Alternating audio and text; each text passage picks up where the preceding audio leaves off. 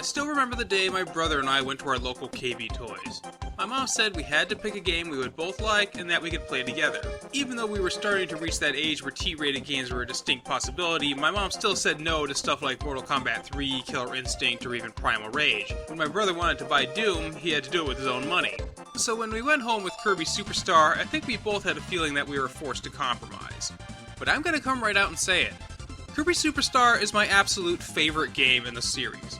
Not only that, it's a pretty good contender for one of my favorite games on the Super Nintendo, and possibly one of my favorite video games of all time. It's that good.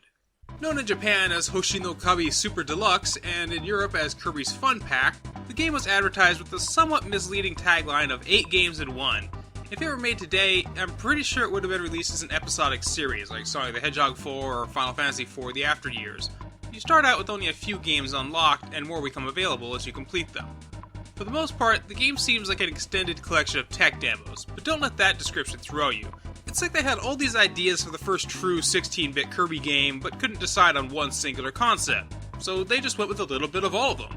Every game uses the same engine in terms of movement, power-ups, and general gameplay, but each of them has a different presentation gimmick that makes it stand out from the others.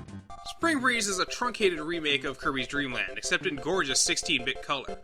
The same story applies as before. King Dedede has stolen all the food, and it's up to Kirby to find and collect the 4 sparkling stars and defeat him. Yeah, there's only 4 levels this time, since they decided to combine levels 2 and 3 together and get rid of Kabula as a boss, meaning we wouldn't be seeing her again for a long time. In Dynablade, Kirby gets a Super Mario World-inspired world map, complete with secret exits to levels and even overworld boss encounters. I really like the design, but again, the game ends up wasting such a great concept. You see this screen? That's it. That's the entire world map of Dynablade. Kinda disappointing, isn't it? The story even seems like a rehash of Spring Breeze.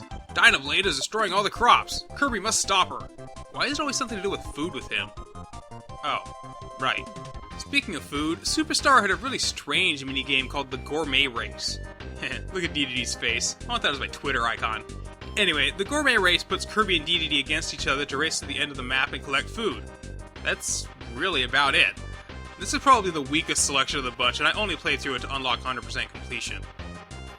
Revenge of Meta Knight uses a running timer, with each level being connected by a cohesive narrative, so the progression actually does make sense in this case. The whole game has this great impending sense of dread, as you're constantly reminded that Meta Knight is waiting for you, ready to kill you in order to accomplish his plans. At one point, he even tells Kirby, prepare to die. Yeah, suck on that, Dark Souls. Meta Knight beat you to it. In the Great Cave Offensive, Kirby is sent plunging into a giant cave and it's up to you to find your way out. Unlike previous entries, the entire cave can best be described as one massive level, almost like Metroid or Symphony of the Night, but without needing to find power-ups in order to continue. Hey, it even has save rooms. The big gimmick of this one is the treasures, and you'll need to find all of them in order to get that 100%. It's an awesome idea and really forces you to explore the area and appreciate the level design as opposed to just rushing through it to the end. I think this is the closest they came to having a solid enough concept for a full game, and it would later be revisited in Kirby Squeak Squad, but that's a few more games down the line. Finally, we have Milky Way Wishes, the longest game of the set. In this one, you can't actually swallow enemies to get abilities. Instead, you have to search each planet for deluxe copy abilities, after which you'll be able to select them anytime you want. I really like this idea since it forces you to use powers you ordinarily wouldn't, like Beam or Cutter, because you're still limited in your options to start out. Or if there's a power you think is really fun but you're limited to finding it in the rest of the games, you can use it as much as you want at any time.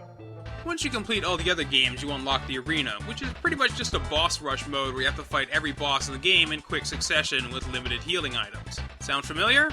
Well, how about with this music? Yep, that's right. Remember, this game was made by HAL, the same company that would give us Smash Bros. 3 years later, so this is where the idea for All-Star Mode came from. That's pretty cool. In fact, Superstar has a lot of elements that feel like they were reused in Smash Bros. Collecting trophies that reference other Nintendo games? Check. Cameos from other characters? Check. Giant boss that attacks with his hands? Double check. As fun as the minigames are, there are 2 main aspects that make this game really great. The power-up system is easily the most notable. For one thing, this is where we first saw Kirby wear different hats, which would change based on your current ability, from Sword, Cutter, Ninja, Plasma, or otherwise. But more importantly, Superstar has the deepest and most complex ability system to ever be featured in a Kirby game, with maybe one possible exception. Every power has multiple attacks, often akin to special moves in a fighting game. There's even a move list you can look at that tells you how to do everything, but most of them do carry over between powers. For example, pressing down an attack will do a downward strike with the sword, parasol, fighter, suplex, ninja, cutter, and wing. And pressing attack near an enemy will let you do a grapple attack with power-ups like parasol, yo-yo, fighter, and bomb. There are literally hundreds of these special attacks, all tied to 25 unique copy abilities. This was also the source of his final smash in Brawl, Kirby's Cook ability, where you throw all the enemies on screen into a pot and turn them into food, which, I don't know, does anybody find that a little disturbing? I know Kirby was eating them before, but we actually see him cook them alive in a boiling cauldron and share the meal with his friends. Kirby? You're fucking terrifying. Speaking of friends, the other awesome feature in this game are Kirby's helpers. Anytime you have a power, you can just press A and summon a second player into existence. If you're playing on your own, this ally is controlled by the CPU. But if you're playing with a second person, they can hop in anytime they want and play with you. And you can literally do this at any time. You don't have to back out to the menu and select a two-player game, all they have to do is press start. You could be playing by yourself, a second player can randomly come into the room, join you for a few minutes, and then leave without breaking any of the flow. You don't even have to pause the game. The helper can do most of the same things as Kirby and can teleport in case the first player tries to leave him behind, but is limited to whichever power he was summoned from, which provides me a good segue into the best and worst powers of the game. This one is going to be really difficult because there are a lot of answers depending on what you're looking for. In terms of sheer output, the Wheelie Rider lets Kirby shoot star bullets in all 8 directions which deal a massive amount of damage, but you can only use this ability when playing with 2 people. The wheelie can't be controlled by the CPU.